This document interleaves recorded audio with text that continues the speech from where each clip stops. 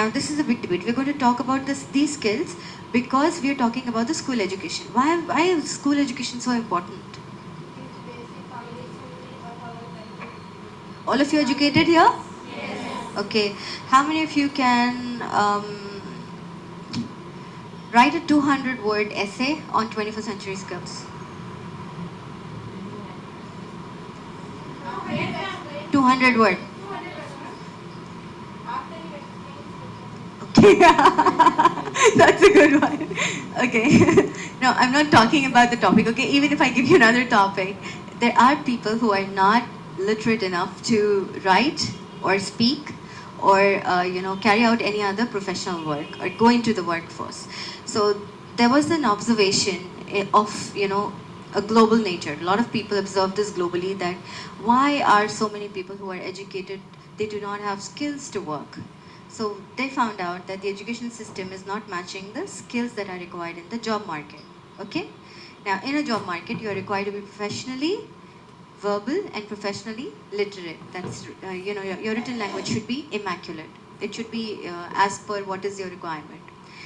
Now, when this is not happening, they found that, okay, because the foundation is not working well, so we have to look into the foundation.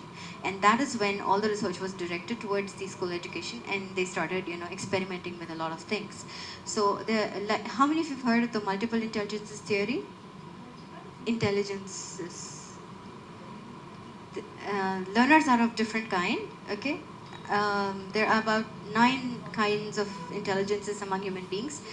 Some of you can read well, some of you can write well, some of you can sing well, some of you can do mathematics well, some of you can paint well, yeah, some of you can think well, okay? So these are different intelligences. So, and some of you can, hear and take the knowledge. Some of you can learn, memorize it and, remember it. There are different ways of retaining knowledge as well. Yeah. So this different types of learners, this multiple intelligence approach is also 21st century skills. But the most important part of 21st century skill is that we are telling what skills are needed. Even if you are a person who is able to write well, even if you're able to sing well, because ultimately those people have to be absorbed into the workforce, right? So what are the skills that are needed?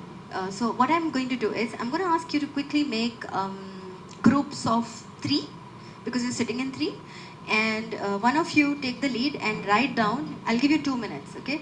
Write down what are the skills that are needed in the job market that we are teaching in classrooms. Quickly. Time starts now. Skills that are needed in job market that we are teaching in classrooms. We are teaching in classrooms, and you will talk to yourself softly so that other people will not hear you. In groups of 3, it's supposed to be a coordinated activity. It's not an individual activity. Yeah?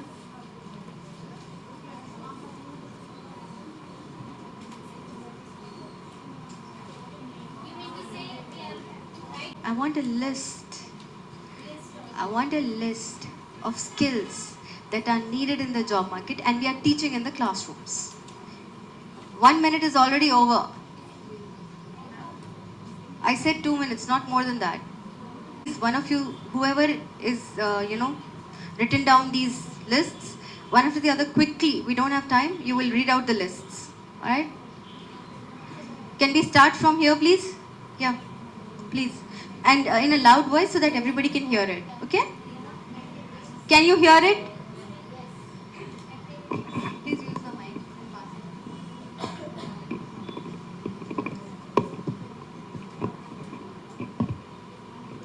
Skills, activities, motivate, confidence, teaching aids, creativity, communication skill, techniques, activities, thinking, organization, resourceful.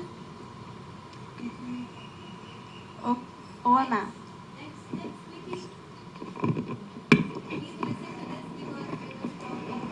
Communication and interpersonal techniques, confidence, and clear voice modulation, and best lesson plan,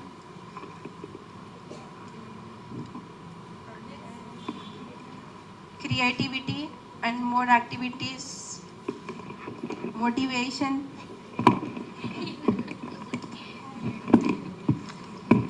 Communication skill, technique, confidence, creative, more activities, motivation, organization, creativity, and thinking.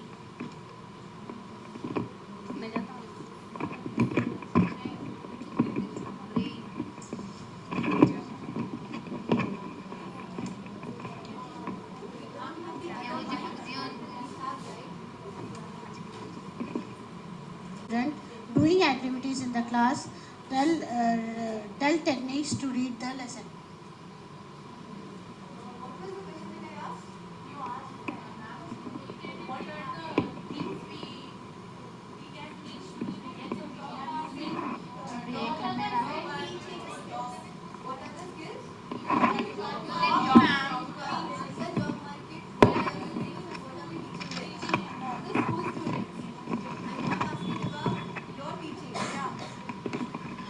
Confidence, speaking skill, using of computer, making PPTs, dressing up, communication skills, activities and aids according to the profession, adjustable, creative, dedicated, hardworking, passionate, honest, respect, helpful.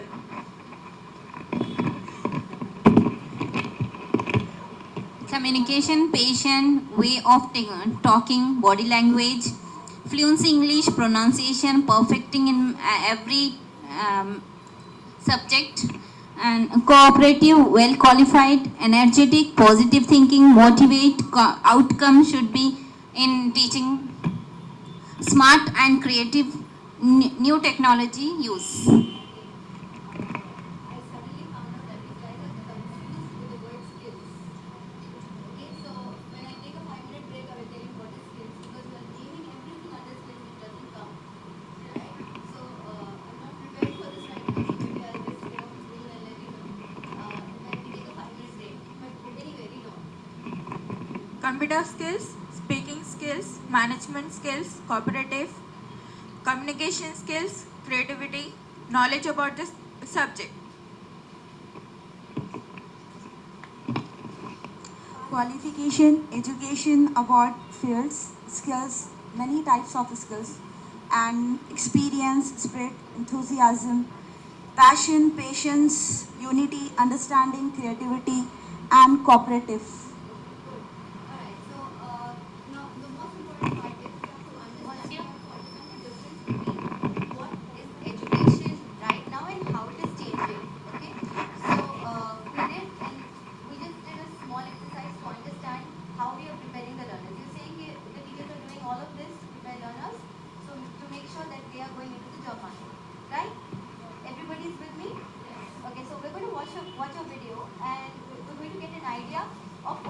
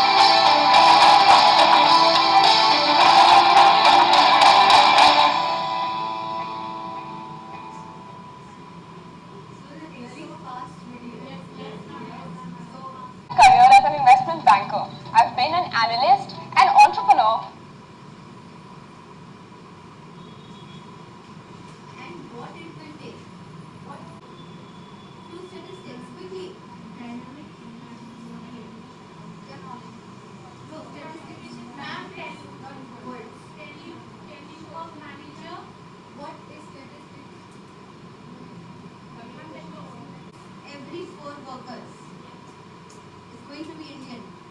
That was a statistic. Google gets 1 billion queries every day. That is a statistic. So what statistics did you pick up? Sorry?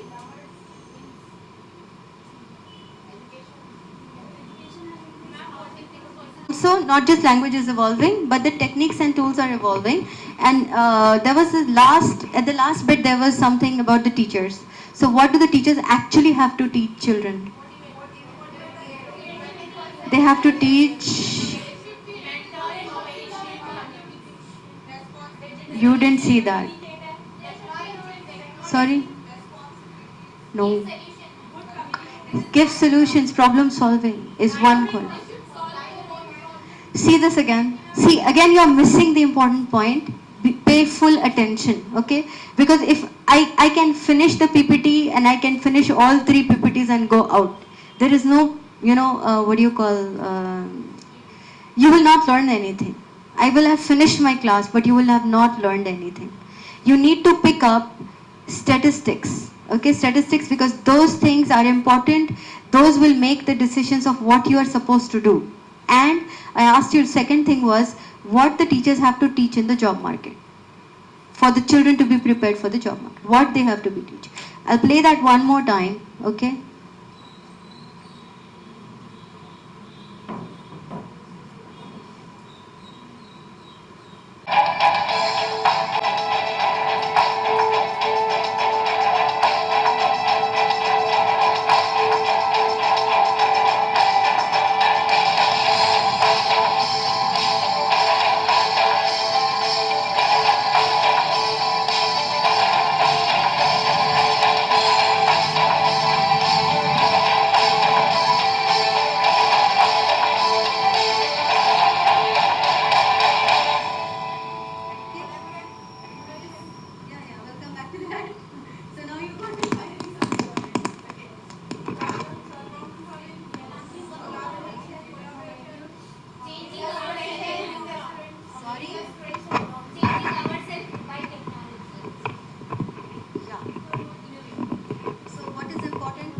Two things I said. Statistics. Anybody has any new statistics that they would like to add?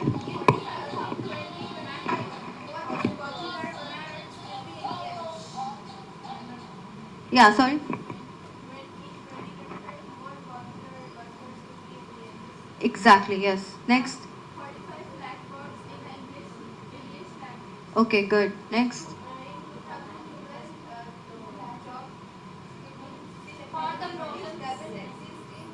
Exactly, you're preparing your children for something that the jobs don't exist. There were a couple of jobs listed here which people in my generation or my parents' generation have never heard of. So you're preparing children for the jobs that don't exist. So how can you continue teaching by showing them a globe or a plant? Do you get the point?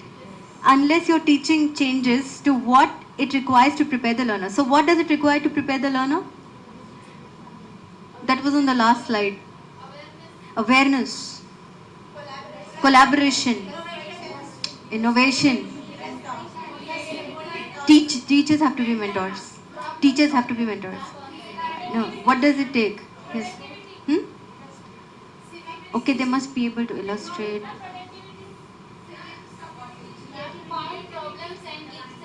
Something you have got, something you did not catch. So to understand this more deeply, we will watch, another slide. Okay, I've prepared PPT slides. I've found that these are very useful. Let's go and understand what are the skills that are needed. Okay, and why it is needed. You got the idea that the education is changing, and you also got the idea that we cannot continue doing what we are doing, right? Yes. Okay. So let's look at this now.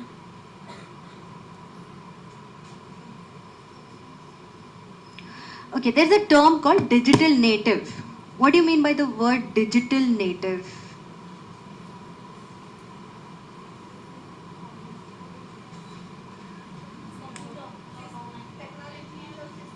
Sorry? Okay, digital means something to do with technology, okay? What do you mean by the word native? Very good, excellent. So you are a native of India or Telangana, whatever. Okay, so a place where you are. So right now we are dealing with this paradigm where we have divided the whole generation on the basis, on the whole population of the earth is divided into two populations. One is digital native and people who are adapting to the digital technology. So that means people who have been born in this era, they don't have to wait for somebody to invent a mobile phone or internet or tab or computer system. They are already viewing it and they are using it. अगर आप 4-5 महीने के भी बच्चे को बोलोगे तो they are enthralled by what is happening on the screens of your mobile, of your tabs, of your computer, laptops, whatever. Okay, so these people are digital natives. इनको technology के generation में ये लोग born हुए हैं and they are learning technology just like this. They don't have to go to a class to check out, okay, ये app में मेरे को ये ऐसा खेलना है. You don't have to teach them. They are learning it by themselves. There is another part of the population who is adapting to this technology. They have not been born in this era. Like maybe, at least I can say for myself that technology was not as advanced when I was born, or maybe my parents were born, or some of you here were born. Sometime, even the phones were not this digital. We had those button phones. We did not have cell phones. So all of these technologies are changing so quickly.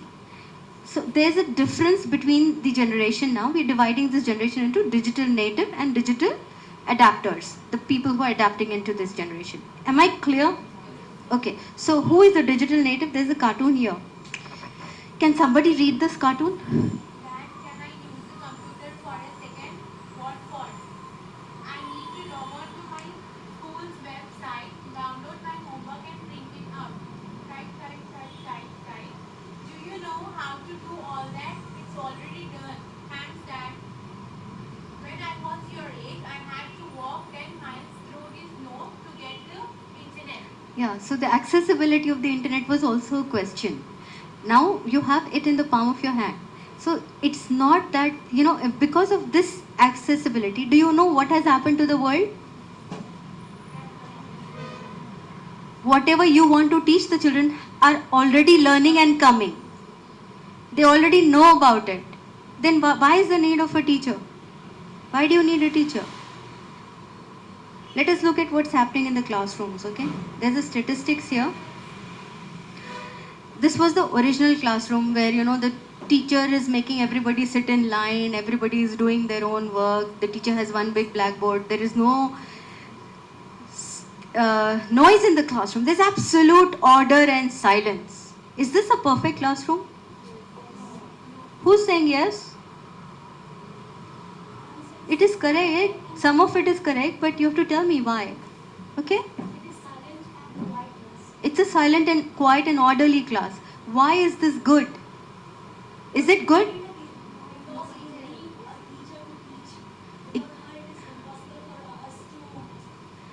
I'm not asking if you need a teacher. I'm saying this environment in the classroom.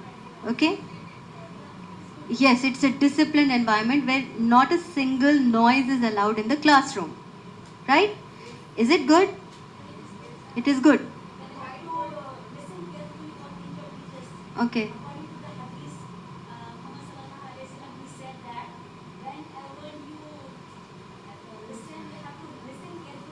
Okay. Okay. Very true.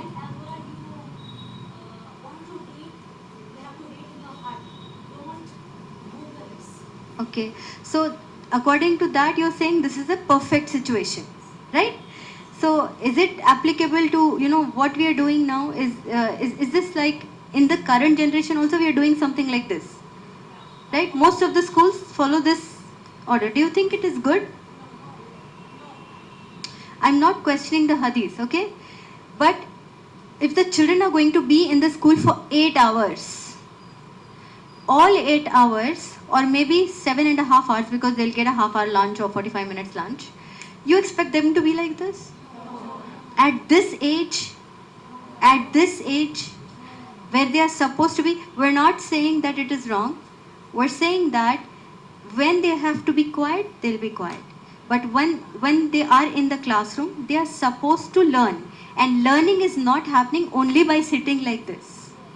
You need to understand that. Learning has changed. The mode of learning has changed because of intervention of technology, because of change of the environments, educational paradigms. Now we're going to discuss that as well. All of that has happened. So this cannot be relevant today. Okay?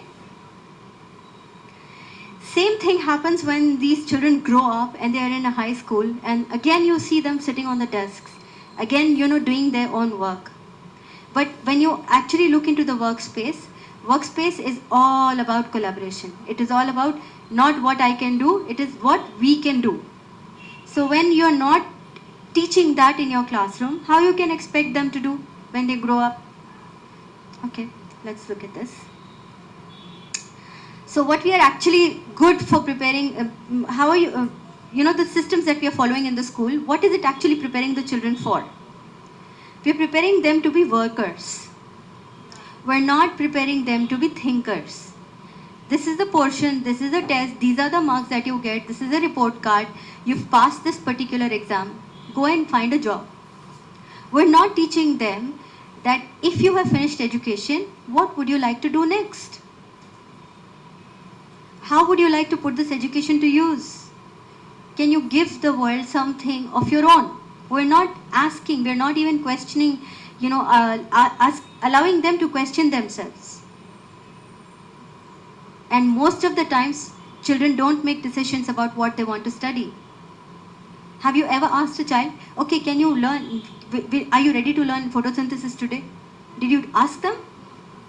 You just go and cram knowledge. And you're preparing them for this situation where they are going to become workers. If you look, something very dignified than this is nothing but the Gachibowli area, where lots of engineers who have no background in anything else are becoming good workers in that field. So that is the situation. Again, see, look at this factory. Again, a lot of people are doing a lot of individual work. This was fine when it was industrial age, but this age is not the industrial age. This is the information age. Okay? Age of the information, where internet can give you any information at the click of a button. So how are you going to prepare the learners? So again, we realize that there's a systemic change that is needed. Now, what does research say? Can you please read? Brain research, how does brain research support the use of digital media and technology in the 21st century classroom? So let us look at what the research says. These are the different, areas of the brain, okay? Frontal lobe, temporal lobe, cerebellum, occipital lobe, parietal lobe, okay? Now, these are the facts about human brain. What does the human brain weigh? It weighs 2 to 4 pounds, okay? It's comprised. And how much of water is there in human body? Okay. Every heart provides 25% of blood and oxygen to the brain, and brain has a cortex and a subcortex. Those are the functional areas of your brain, okay? Now, brain also has a left hemisphere and a right hemisphere. Now, what happens is in the left hemisphere, we have all logical functions where we have primary language functions, and the right hemisphere, which is a creative hemisphere, which talks about everything else except, logical thinking, that is non-language functions. There's a, part of your brain, it's called hippocampus, and the hippocampus encodes new information and initiates learning and memory. So your actual seed of learning happens in the hippocampus.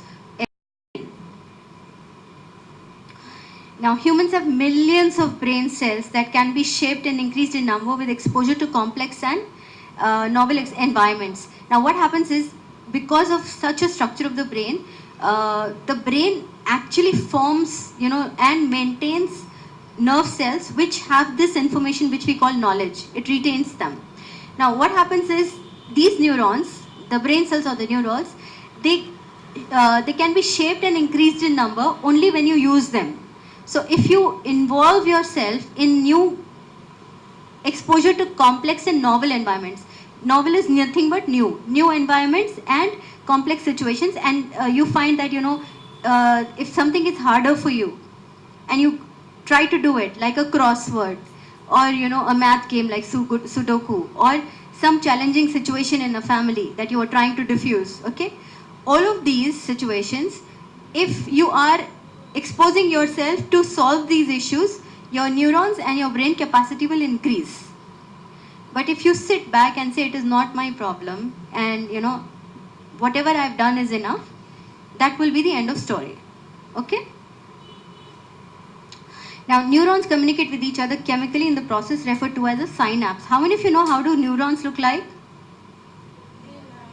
Okay, this is how they look like, okay? And they have connections through, yeah, this is synapse. They are connected to each other, and these connections are called as synapses. And the more the synaptic connections, the greater is the brain reserve. Brain reserve means what? Memory, okay? Your memory or your understanding. Now, brain reserve is thought to delay the onset of diseases like Alzheimer's. If you use your brain and you keep it active, then the brain disease like Alzheimer's, where people tend to forget a lot, that can be avoided. Now, the brain research says that the brain has plasticity and there is no finite capacity or limitation. That means nobody can measure what the brain can do. There are brains like Einstein's and the Nobel Prize winners and the people who are scientists. They are brains of that capacity. According to science, every brain can be trained to that capacity. Okay? Every brain is shaped by the environment inputs across one's lifespan. Now, when every brain can be shaped, the most important thing is that what are we using to shape it? What is the environment that you're giving your brain? Just say, for example, it is very hot outside, okay? So you immediately, what you do, you will open an umbrella or go stand in a shade or something. You're protecting your body. But what about your brain? If you have to expand your capacity to understand or to solve problems or to do something, then you definitely have to do what? You have to put your brain in situations where it can be, it can learn something new. Your hippocampus is always active. Your right and your left hemisphere of the brain is always active, and they are learning something. And that happens when you do any activity, whether you're doing activity related to learning, whether you're doing activity related to learning a new skill. Suppose you learned a new recipe, or you learned stitching, or knitting, or solving, word puzzles or games.